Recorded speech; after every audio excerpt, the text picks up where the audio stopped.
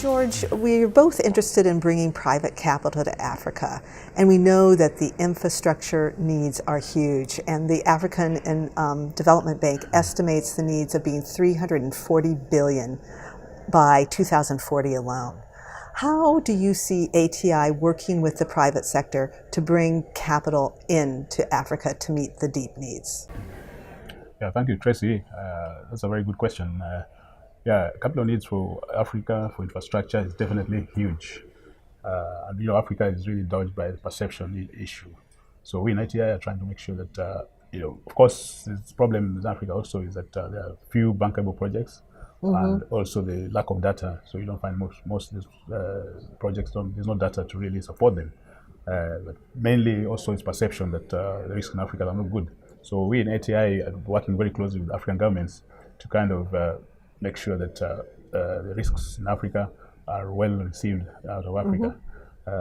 For instance, we've recently done a big deal in Benin where we financed the debt, government debt, to a commercial international bank from the domestic market, and that was well received because we work very closely with these governments, and if there's any problem, we try to step in and solve. Right.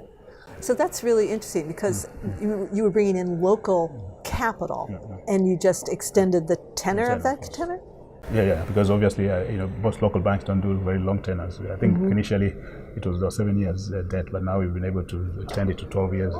Right. Yeah. And as we know, access to financing and capital can be one of the biggest deterrents to companies doing business in many countries. So extending the credit tenor is actually hopefully very developmental. Exactly. George, when you're looking at risks in Africa, being either political risks or macroeconomic risks, how do you see, since you deal in the field of political risk, how do you see that actually being a deterrent to investment? Why are political risks deterring investment? Well, I think maybe it's more historical in the sense that Africa, you take 20, 30 years ago, was a country where governments were changing every day, every other week. And obviously, the new government will come with new ideas. They'll stop because of issues of corruption. They will stop some of the debts or not stop paying the previous debts. They'll be thinking that maybe it was kind of corrupted debt situation. So that has really given a bad perception to the African debts. But recently, I think most governments are trying to do their best to pay most of the debts. But again, some of them, of course, are heavily indebted. So it becomes the ability to pay becomes an issue. But I think well-meaning governments, they now realize that if you default, then obviously it will be in bad books, and you won't be able to borrow further. Right.